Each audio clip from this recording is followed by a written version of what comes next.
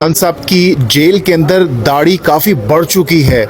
क्या इस हवाले से मुसद्दिक़ा इत्तलात हैं? शेव शूव नहीं कर रहे खान साहब अंदर? जी बिल्कुल, हमें ये पता चला कि उन्हें बाकायदा तौर पर वहाँ पर जो शीशा है वो अवेलेबल नहीं है और शीशा ना होने की वजह से उनकी दाढ़ी बढ़ी। और लास्ट टाइम जब वो मुलाकात हुई हमारे कुलीग हमारे न्याजी साहब की तो उनकी दाढ़ी बढ़ी हुई थी और उन्होंने आके तस्दीक की कि वाकई उनको इस सूरत हाल में रखा गया और ओवरऑल ही वो जेल के अंदर उनको जो है वो एक अच्छी क्लास के हवाले से एक नोटिफिकेशन जारी किया गया, लेकिन ऐसी कोई सूरत हाल ग्राउंड के ऊपर नहीं है। क्योंकि हमने जब चेक किया पता चला कि उन्होंने बताया कि मैं उसी सेल के अंदर हूँ, उसी हालत में रखा गया है, वही सेम पोजीशन, वही कमरा, वही छोटा जो डेथ सेल है, उसके अलावा कोई वहाँ पर नहीं है। और उनको जेल का खाना ही दिया जा रहा है, कोई उनको बेटर फैसिलिटीज़ जो कानून के मुताबिक उनका हक है। लेकिन साथ उन्होंने ये कहा कि मुझे रखा हुआ ऐसा है, लेकिन मुझे अगर 1000 साल भी इस ऐसे रहना पड़े तो मैं रहने के लिए बिल्कुल तैयार हूँ। मुझे किसी तरफ से कोई मैं घबराए हुआ नहीं हूँ। अच्छा, दाढ़ी के अंदर खान साहब कैसे लग रहे थे, ज़रा ये भी बताइएगा, क्योंकि कभी हमने दाढ़ी के अंदर उनको देखा नहीं है। दाढ़ी के अंदर खान साहब जो है वो अच्छे लगते हैं। पहले भी उनकी दाढ़ी अक्सर बढ़ जाती है, जब ज़मान पार्क में 2-3 दिन वो कभी कभी नहीं करते और उनकी अच्छी दाढ़ी जो है वो अच्छी लगती है उनको। दूसरे नंबर पर ये है कि खान साहब को गर्मी के हवाले से वो कहते हैं ना जी कि वो खान साहब जो है बड़े घबराएंगे, परेशान होंगे कि वो रह नहीं सकेंगे जी, एसी है ये है वो। लेकिन खान साहब जब भी जो है हम ज़मान पार्क में बैठे होते थे वो अक्सर जो है दरख्त के नीचे बैठ के वो जो है सारी बात कर रहे होते थे और उनका ये प्रायोरिटी नहीं होती थी कि मैं एसी वाले कमरे में जाके बैठूं। यही उन्होंने उस दिन जेल के अंदर कहा। जब खान साहब जो है वो आए जेल के अंदर डिप्टी सुपरिटेंडेंट के कमरे में तो फ़ौरन ही उन्होंने कहा कि जो एसी है वो बंद कर दें। तो उन्हें फ़र्क नहीं पड़ता कि उस जो कोठरी है उसके अंदर गर्मी है, वो बर्दाश्त करने वाले हैं। लेकिन एक लम्हा भी किसी की आज़ादी को सल्ब करना वो आइन के ऊपर हमला है और उनको जो है गैर कानूनी तौर पर वहाँ पर रखा। यानी खान साहब जब बाहर आएंगे, जब भी बाहर आते हैं, लंबी लंबी बड़ी बड़ी दाढ़ी के साथ, वाइट दाढ़ी के साथ वो बाहर निकलेंगे जेल से, आपके ख्याल में? देखें, शीशा उनके पास अवेलेबल हो गया। पहले तो वो देख नहीं सकते थे, ब्लेड लग सकता था, लेकिन होप्स हो कि अगर वो उनका अपना डिसीजन है दाढ़ी बढ़ाएं या शेव करें।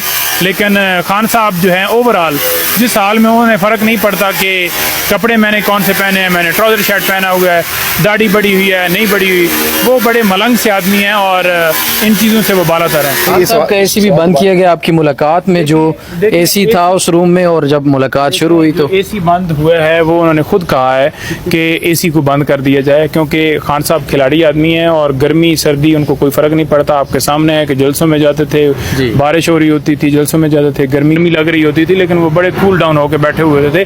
और वहाँ पर जब जेल के अंदर गए हैं तो खान साहब ने आती कमरे के अंदर कहा कि एसी बंद कर दें।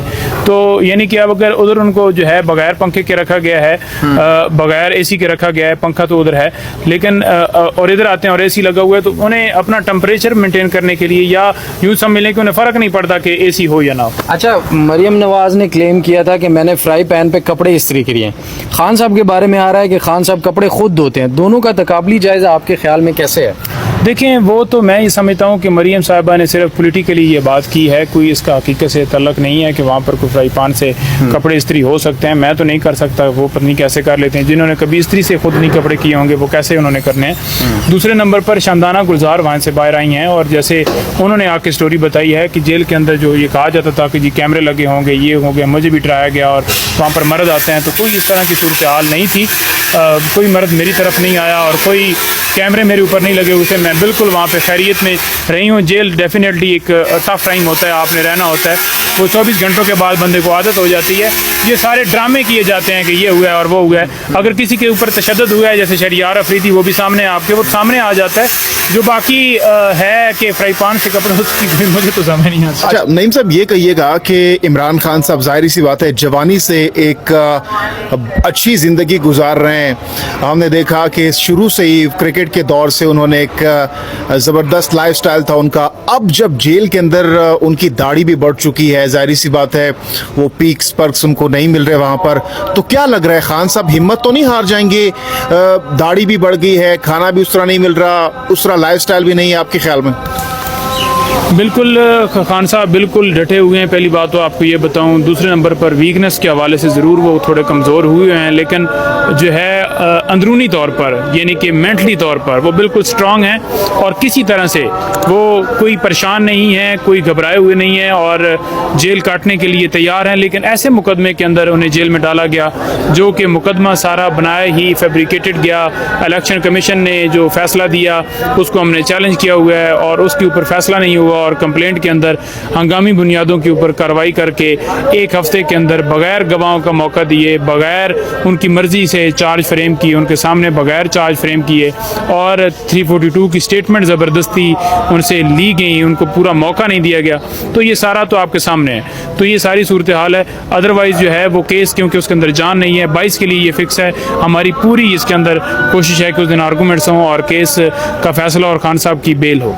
अच्छा, आपने कहा कि खान साहब जाहिर सी बात है वीक हो गए हैं, तो वीक होने की क्या बुनियादी वजह हो सकती है? खान साहब को तो पता था कि उन्होंने जेल के अंदर जाना है, क्या आपको अब लगता है इस हवाले से? देखिए, उन्हें पता था जेल के अंदर जाना है और वो बिल्कुल तैयार थे। हर वक्त भी वो कहते थे कि अगर कानूनी तौर पर कोई उनके पास वारंट हैं वो लेके आएँ, मुझे गिरफ़्तार करें। लेकिन जिस तरह से उन्होंने इलीगल गिरफ़्तार किया हाई कोर्ट के अंदर 9 मई को, और उसमें आपने देख लिया कि नैब ने वहाँ पर जो सारा प्रोसेस किया, तोड़ फोड़ की, बिल्डिंग्स को के ऊपर हमला किया, शीशे तोड़े गए, वो गिरफ़्तारी जो है इस्लामाबाद हाई कोर्ट ने तो कह दिया कि कानूनी है, लेकिन सुप्रीम कोर्ट ने वाज़ेह तौर पर कह दिया, जो साबित हो गया कि ये अगवा था। तो वो कह रहे थे कि जब भी आएँ वारंट लेके आएँ, बताएं। इस दफ़ा भी जो गिरफ़्तारी की गई, इनके पास कोई लेटर नहीं था, कोई इनके पास जो है वो ऑर्डर नहीं था, कोई इनके पास वारंट नहीं था। ये प्रोसेस पंजाब पुलिस ने किया। Islamabad high court, Islamabad district court में हुक्म होता है 12:30 बजे और फ़ौरन ही 10-15 मिनट बाद जो है उनको दरवाजे तोड़कर उनकी जो है गिरफ़्तारी की जाती है। अच्छा, आखिरी सवाल ये कहिएगा कि इस वक्त पीटीआई के अपने जो हामी लोग हैं सोशल मीडिया पर खान साहब को मशवरे दे रहे हैं कि भाई खान साहब को अब जो है समझौता कर लेना चाहिए, कोई मुज़ाकरात कर लेने चाहिए, कोई डायलॉग वगैरह, बाहर आएँ, कब तक बर्दाश्त करेंगे? क्या आपके ख्याल में खान साहब ऐसा कर सकते हैं? देखें, खान साहब समझौते के हवाले से ख़ुद अपना डिसीजन रखते हैं। अगर उन्होंने किसी के साथ बैठना होता, किसी के साथ, वो ज़रूर इस हवाले से बात करते हैं कि इलेक्शन टाइम पे हों। वो बात उन्होंने कमेटी भी बनाई, लेकिन बैठने के हवाले से कि उनसे मिलकर गवर्नमेंट बनाई जाए या उनके साथ बैठकर जो है मुल्क के फैसले किए जाएँ, तो वो कभी ऐसा नहीं करेंगे। और ऐसा क्यों नहीं करेंगे कि अगर उन्होंने ऐसा करना होता तो वो हुकूमत में रहते, वो 3.5 साल के बाद PM ऑफिस से बाहर ना जाते। और ख़ान साहब जो हैं वो अपने असूलों पर कायम रहने वाले बंदे हैं और जो उनका मकसद था पहले दिन से, जो उनकी 27 साल की जदोजहद है, वो उसको कंटिन्यू रखते हुए, उसी के ऊपर कायम रहते हुए वो उसी को बढ़ाएंगे। न जाने ना कि वो उन लोगों के साथ बैठेंगे जिनके हवाले से वो कहते हैं कि ये चोर हैं, डाकू हैं या